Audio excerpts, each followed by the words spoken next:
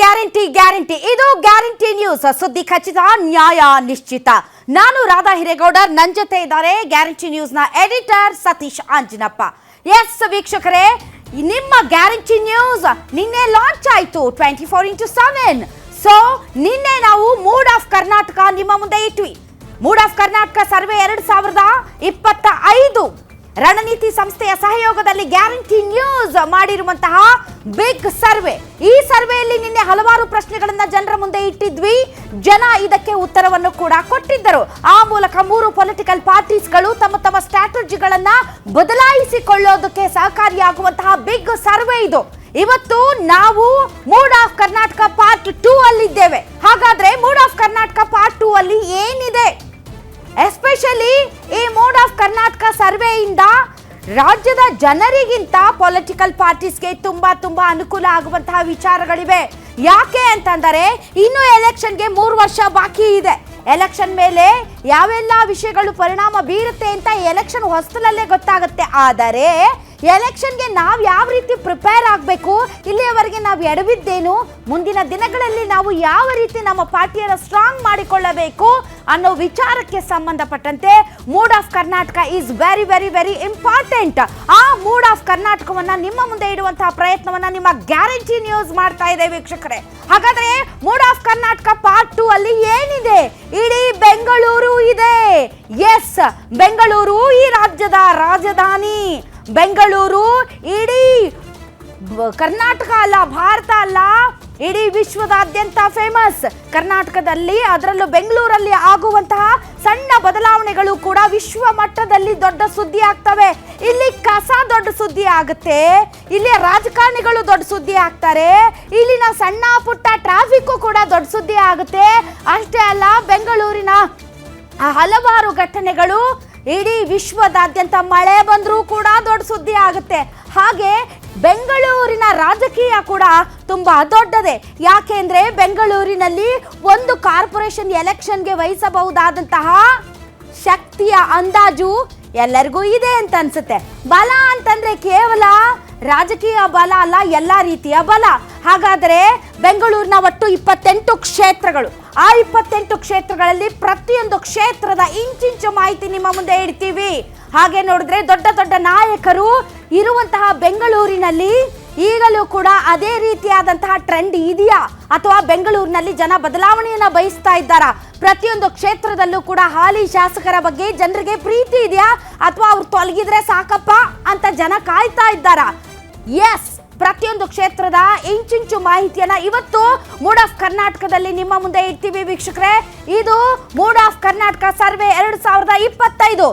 ಬರ್ತಾ ಇದೆ ಒಂದು ಬ್ರೇಕಿಂಗ್ ನ್ಯೂಸ್.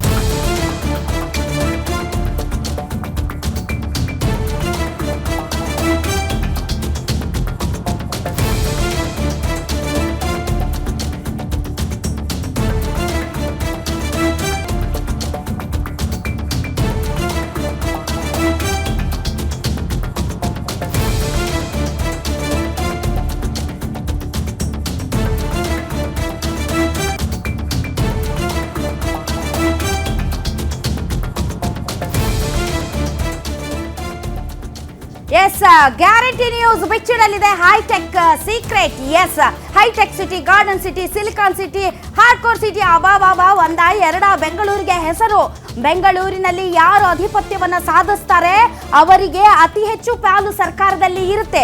ಹಾಗಾದ್ರೆ ಮೂಡ್ ಆಫ್ ಕರ್ನಾಟಕದಲ್ಲಿ ಇಂದು ಬೆಂಗಳೂರು ರಿಸಲ್ಟ್ ಯಾರಿಗೆ ಶಾಕ್ ಕೊಡ್ತಾರೆ ಬೆಂಗಳೂರಿನ ಮತದಾರರು?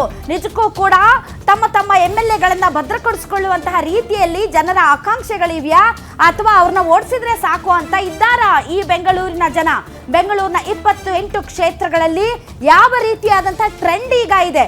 ಈಗ 2 ವರ್ಷ ಕಳೆದ ಮೇಲೆ ಬೆಂಗಳೂರಿನ ಜನ ಬೇಸತ್ತಿದ್ದಾರಾ ಅಥವಾ ಪರವಾಗಿಲ್ಲಪ್ಪ ಒಳ್ಳೆ ಆಡಳಿತ ಕೊಡ್ತಾ ಇದ್ದಾರೆ ಇವರೇ ಮುಂದುವರಿಯಲಿ ಅನ್ನುವಂತಹ ಅಭಿಪ್ರಾಯದಲ್ಲಿದ್ದಾರಾ? ಅಥವಾ ಇಲ್ಲ ಇವ್ರ ಆಡಳಿತ ಸಾಕಾಗೋಗಿದೆ, ಆದಷ್ಟು ಬೇಗ ತೊಲಗಿದ್ರೆ ಸಾಕು, ಇನ್ನು ಒಳ್ಳೆಯ ಸರ್ಕಾರಗಳು ಬರಬಹುದೇನೋ ಅನ್ನುವಂತಹ ನಿರೀಕ್ಷೆಯಲ್ಲಿದ್ದಾರಾ? ಹಾಗಾದ್ರೆ ಯಾರ ಪಾಲಾಗುತ್ತೆ ಬೆಂಗಳೂರು ಮತ್ತು ಬೆಂಗಳೂರು ಗ್ರಾಮಾಂತರದ 4 ಕ್ಷೇತ್ರಗಳು? ಮೂಡ್ ಆಫ್ ಕರ್ನಾಟಕದಲ್ಲಿ ಇಂದು ಬೆಂಗಳೂರು ರಿಸಲ್ಟ್ ಅನ್ನ ನಿಮ್ಮ ಮುಂದೆ ಇಡ್ತಾ ಇದ್ದೀವಿ ವೀಕ್ಷಕರೇ. ಹಾಗಾದ್ರೆ ನಾವು ಬಹಳ ಟೈಮ್ ಅನ್ನ ತಗೊಳ್ಳೋದಿಲ್ಲ, ಡೈರೆಕ್ಟ್ ನಾವು ಕಾನ್ಸ್ಟಿಟ್ಯೂಯೆನ್ಸಿ ವೈಸ್ ನಮ್ಮ ಒಂದು ಮೂಡ್ ಆಫ್ ಕರ್ನಾಟಕ ಅಂದ್ರೆ ಜನರ ಅಭಿಪ್ರಾಯವನ್ನ ನಿಮ್ಮ ಮುಂದೆ ಇಡ್ತೀವಿ. ಸುಮಾರು 28 ಕ್ಷೇತ್ರಗಳು ಪ್ಲಸ್ 4, ಹೀಗಾಗಿ 32 ಕ್ಷೇತ್ರಗಳದ್ದು ನಾವು ನಿಮ್ಮ ಮುಂದೆ ಇಡೋದ್ರಿಂದ ಜಾಸ್ತಿ ಟೈಮ್ ತಗೊಳ್ಳಕ್ಕೆ ಸಾಧ್ಯನೇ ಇಲ್ಲ.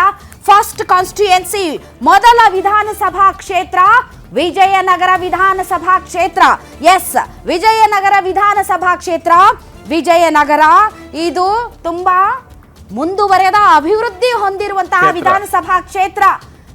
ಹಾಗೆ ನೋಡಿದ್ರೆ ಈ ವಿಧಾನಸಭಾ ಕ್ಷೇತ್ರದಲ್ಲಿ ಒಂದು ಸಣ್ಣ ಸಮಸ್ಯೆಯು ಕೂಡ ಪಟ್ಟಂತ ಇತ್ಯರ್ಥ ಮಾಡಬಹುದಾದಂತಹ ಒಂದು ವಿಧಾನಸಭಾ ಕ್ಷೇತ್ರ. 2023ರಲ್ಲಿ ಈ ವಿಧಾನಸಭಾ ಕ್ಷೇತ್ರದ ಫಲಿತಾಂಶ ಯಾವ ರೀತಿ ಇತ್ತು ಅನ್ನೋದನ್ನ ಮೊದಲಿಗೆ ನೋಡೋಣ ಬನ್ನಿ. ಎಸ್ 2023ರಲ್ಲಿ ಎಂ ಕೃಷ್ಣಪ್ಪ ಕಾಂಗ್ರೆಸ್ ಅಭ್ಯರ್ಥಿಯಾಗಿದ್ರು. ಸುಮಾರು 80,157 ಮತಗಳನ್ನ ಪಡ್ಕೊಂಡಿದ್ರು. ಅವರ ಪ್ರತಿಸ್ಪರ್ಧಿ ಎಚ್ ರವೀಂದ್ರ ಬಿಜೆಪಿಯ ಅಭ್ಯರ್ಥಿ 2ನೇ ಬಾರಿ ಸ್ಪರ್ಧೆ ಮಾಡಿದ್ರು. 2023ರಲ್ಲಿ 17ರಲ್ಲೂ ಕೂಡ ಅವರು ಸ್ಪರ್ಧೆ ಆಗಿದ್ರು, ಸೋತಿದ್ರು 18ರಲ್ಲಿ ಎಂ ಕೃಷ್ಣಪ್ಪ ವಿರುದ್ಧ. ಮತ್ತೆ 23ರಲ್ಲೂ ಕೂಡ ಬಿಜೆಪಿಯ ಅಭ್ಯರ್ಥಿ ಆಗಿದ್ರು. 72,833 ಮತಗಳನ್ನ ಪಡೆದ್ರು. ಅಂದ್ರೆ ಮತ್ತೆ ಅಲ್ಲೂ ಕೂಡ 2ನೇ ಬಾರಿ ಕೂಡ ಎಂ ಕೃಷ್ಣಪ್ಪ ವಿರುದ್ಧ ರವೀಂದ್ರ ಅವರು ಸೋಲನ್ನ ಅನುಭವಿಸಿದ್ರು. ಎಂ ಕೃಷ್ಣಪ್ಪ ಸುಮಾರು 7,324 ಮತಗಳ ಅಂತರದಿಂದ ಗೆದ್ದಿದ್ರು. ಸೊ ಈ ಕ್ಷೇತ್ರದಲ್ಲಿ 2 ಬಾರಿ ರವೀಂದ್ರ ಅವರು ಸೋತಿದ್ರು ವಿಜಯನಗರ ವಿಧಾನಸಭಾ ಕ್ಷೇತ್ರ. ಇದಕ್ಕಿಂತ ಹಿಂದೆ ಸೋಮಣ್ಣ ಅವರು ಈ ಒಂದು ಕ್ಷೇತ್ರದಲ್ಲಿ ಸ್ಪರ್ಧೆ ಮಾಡಿದ್ರು 2013ರಲ್ಲಿ. ಅಲ್ಲೂ ಕೂಡ ಎಂ ಕೃಷ್ಣಪ್ಪ ಅವರು 2013ರಲ್ಲೂ ಕೂಡ ಗೆದ್ದಿದ್ರು, ಸೋಮಣ್ಣ ಅವರು ಸೋತಿದ್ರು. ಸಾಕಷ್ಟು ಪೈಪೋಟಿ ಇತ್ತು 2023 ವಿಧಾನಸಭಾ ಚುನಾವಣೆಯಲ್ಲಿ. ಎಂ ಕೃಷ್ಣಪ್ಪ ಅವರಿಗೆ ರವೀಂದ್ರ ತುಂಬಾ ದೊಡ್ಡ ಮಟ್ಟದಲ್ಲಿ ಪೈಪೋಟಿ ಕೊಟ್ಟಿದ್ರು. ಎಲ್ಲೋ ಒಂದ್ ಕಡೆ ಉಲ್ಟಾ ಆಗ್ಬಹುದು ರಿಸಲ್ಟ್ ಅನ್ನೋ ಲೆಕ್ಕಾಚಾರದಲ್ಲಿತ್ತು.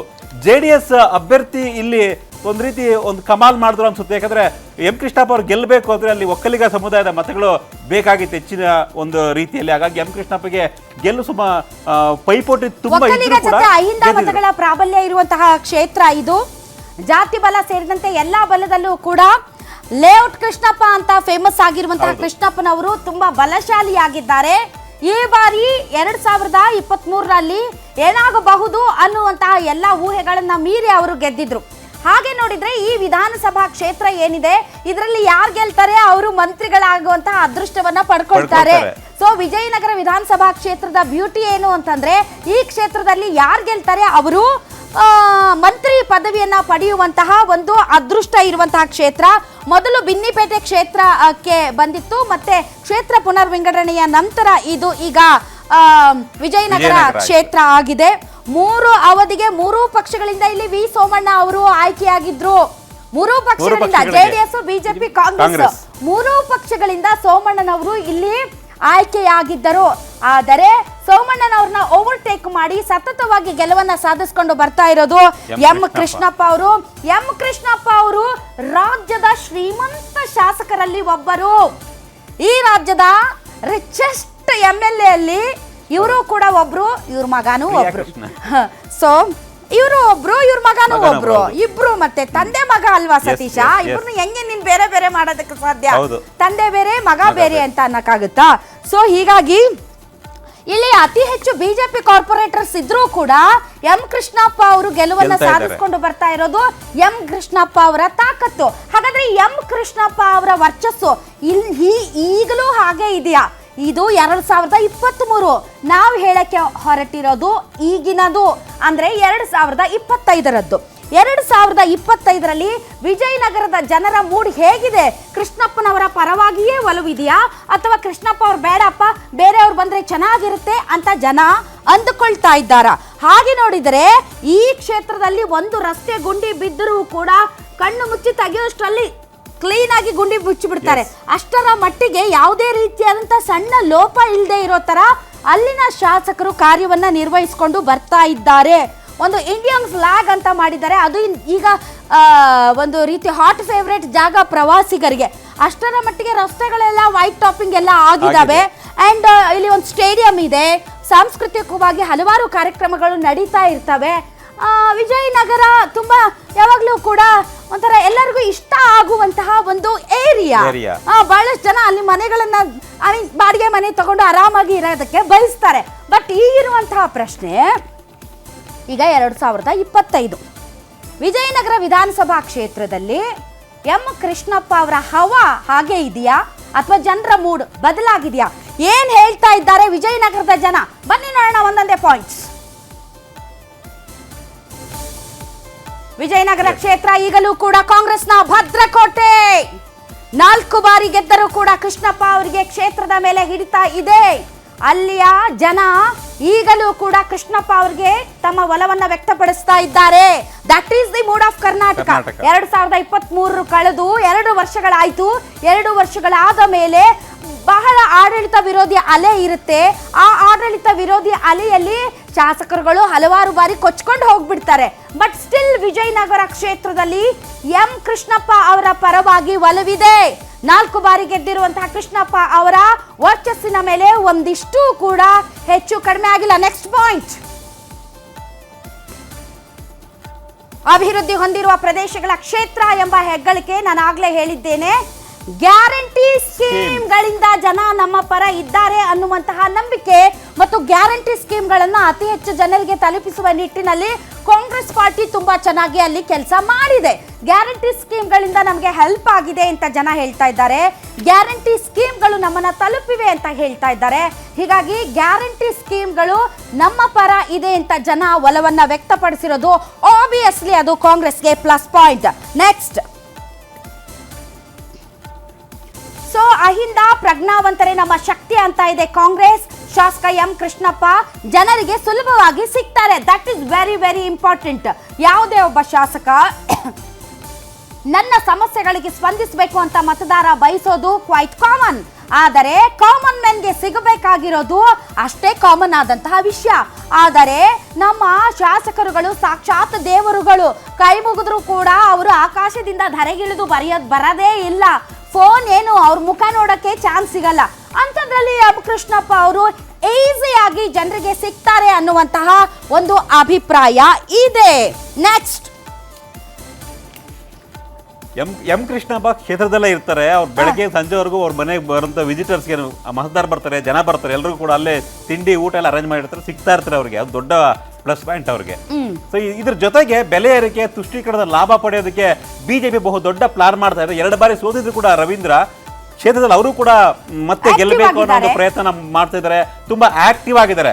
ಪ್ರಯತ್ನ ಫೇಲ್ ಆದ್ಮೇಲೆ ಪಕ್ಷ ಸಂಘಟನೆ ಕೂಡ ಕೈ ಬಿಟ್ಟಿದೆ. JDS ಮಾತ್ರ ಇಲ್ಲ. ಅಲ್ಲಿ JDS ತುಂಬಾ ಪ್ರಯತ್ನ ಪಡ್ತಾನೆ ಇದೆ. ಬಟ್ ಯಾವುದೇ ಕಾರಣಕ್ಕೂ JDS ನೆಲೆಯೂರೋದಕ್ಕೆ ಸಾಧ್ಯ ಆಗ್ತಾ ಇಲ್ಲ. ಅಲ್ಲಿ ಬಿಟ್ವೀನ್ ಕಾಂಗ್ರೆಸ್ ಮತ್ತೆ ಬಿಜೆಪಿಗೆ ಟಫ್ ಫೈಟ್ ಇದೆ ಈಗಲೂ ಕೂಡ ಕ್ಷೇತ್ರದಲ್ಲಿ. ವಿಜಯನಗರದಲ್ಲಿ ಟಫ್ ಫೈಟ್ ಇದೆ. ಬಟ್ 2025ರಲ್ಲಿ ವಿಜಯನಗರದಲ್ಲಿ ಹೇಗಿದೆ ಮೂಡ್? ಎಸ್, ವಿಜಯನಗರದ ಜನ ಬದಲಾವಣೆಯನ್ನ ಬಯಸ್ತಾ ಇದ್ದಾರಾ? ಎಂ ಕೃಷ್ಣಪ್ಪನವರು ಸಾಕು ಅಂತ ಅಲ್ಲಿಯ ಜನರಿಗೆ ಅನಿಸ್ತಾ ಇದೆಯಾ? ಅಥವಾ ಬೇಡ ಬೇಡ ಎಂ ಕೃಷ್ಣಪ್ಪನವರೇ ಇರ್ಲಿ, ನಮ್ಗೆ ಒಳ್ಳೆ ಕೆಲಸ ಆಗ್ತಾ ಇದೆ ಅಂತ ಜನ ಹೇಳ್ತಾ ಇದ್ದಾರಾ?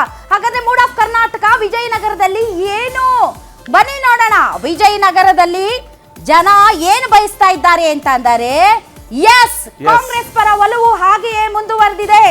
ಎಂ ಕೃಷ್ಣಪ್ಪ ಮುಂದುವರಿಯಲಿ ಅನ್ನುವಂತಹ ಅಭಿಪ್ರಾಯವನ್ನ ಮೂಡ್ ಆಫ್ ಕರ್ನಾಟಕದಲ್ಲಿ, ಮೂಡ್ ಆಫ್ ವಿಜಯನಗರದಲ್ಲಿ ಜನ ತಮ್ಮ ಅಭಿಪ್ರಾಯವನ್ನ ವ್ಯಕ್ತಪಡಿಸಿದ್ದಾರೆ. ಎಂ ಕೃಷ್ಣಪ್ಪ ಅವರು ತುಂಬಾ ಚೆನ್ನಾಗಿ ಕೆಲಸ ಮಾಡ್ತಾ ಇದ್ದಾರೆ. ಅಭಿವೃದ್ಧಿ ಕೆಲಸಗಳು ತುಂಬಾ ಚೆನ್ನಾಗಿ ನಡೀತಾ ಇದೆ. ಹೀಗಾಗಿ ಅವರೇ ಮುಂದುವರಿಯಬೇಕು, ಪರವಾಗಿಲ್ಲ, ಅವರು ತುಂಬಾ ಚೆನ್ನಾಗಿ ಕೆಲಸ ಮಾಡ್ತಾ ಇದ್ದಾರೆ ಅಂತ ಜನ ಅಭಿಪ್ರಾಯವನ್ನ ವ್ಯಕ್ತಪಡಿಸಿದ್ದಾರೆ. ಪಾಸ್. 4 ಬಾರಿ ಗೆದ್ರು ಬೋರ್ ಆಗಿಲ್ಲ ಜನರಿಗೆ. 4 ಬಾರಿ ಗೆದ್ದಿದ್ರು ಕೂಡ ಜನರಿಗೆ ಇನ್ನೂ ಬೋರ್ ಆಗಿಲ್ಲ. ಇನ್ನೂ ಅವರೇ ಬೇಕು ಅಲ್ಲ, ಇನ್ನೂ ಕೂಡ ಒಂದು ಆಡಳಿತ ವಿರೋಧಿ ಅಲೆ ಅಥವಾ ಅವರ ಮುಖ ಬೇಸರ ತಂದಿಲ್ವಲ್ಲಪ್ಪ ತಂದಿಲ್ಲ. ಜನರಿಗೆ? Yes, yes. ಹಾ, ಮುಖ ಬೇಸರ ತಂದಿಲ್ಲ ಅಂತಂದ್ರೆ ನೋಡಕ್ ತುಂಬಾ ಚೆನ್ನಾಗಿದ್ದಾರೆ, ಹಂಗಾಗಿ ಬೇಸರ ತಂದಿಲ್ಲ ಅಂತ ಅಲ್ಲ, ಅಂದ್ರೆ ಅವ್ರು ಮಾಡೋ ಕೆಲ್ಸಗಳು ಚೆನ್ನಾಗಿದೆ ಅಂತ. ಸೊ ಇದು ಸದ್ಯದ ಪರಿಸ್ಥಿತಿ. ಎಂ ಕೃಷ್ಣಪ್ಪನವ್ರೆ, ಆಯ್ತು, ನೀವು ಗೆದ್ರಿ, ಪಾಸ್ ಆದ್ರಿ.